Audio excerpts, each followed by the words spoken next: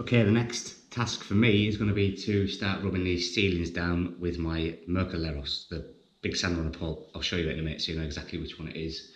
I've got the rest of the filler in there now this morning, so that can go off while I'm about to work on the ceiling.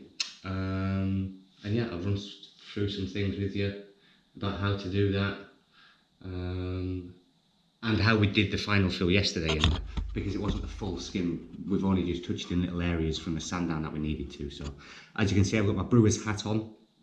This is the wholesalers that I use. Obviously there are a lot of others around, but a little bit of little bit of advertisement for you there, brewers. Like I said, other wholesalers are available.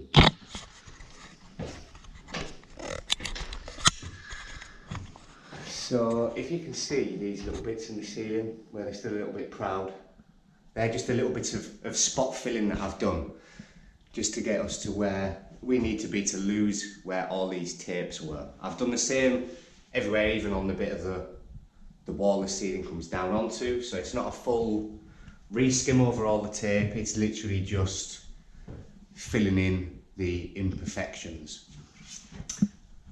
So the sander I was on about, which is this one, it's the Mercaleros with the extraction hose, just giving me a lot more ease getting up there and getting this ceiling rubbed back for our next phase. Right, I've got one last little bit up here in the coving that I'm going to rub down. I went round everywhere else and rubbed it back. It's all starting to take shape now. After this last little bit of rubbing down on the coving, I'm actually ready to get paint in, which has taken at least a week, at least 5 days of solid prep in this one room, which is, you know, what you've got to expect if you're taking on a project of this size and of this age. So that's the last bit I have to rub down now on this coving area. You can barely see the other lines or the cracks that were in coving that are now filled. They went back really well. So I've been using one of the pads off the Deros and I'm just folding it in half so I can work with it. I mean, these pads, once they were used to rub down the walls, they're not coarse enough to do the job on there, but I can certainly reuse these for something like a fine fill up here. So I'm just going to push it into the shape of the coving.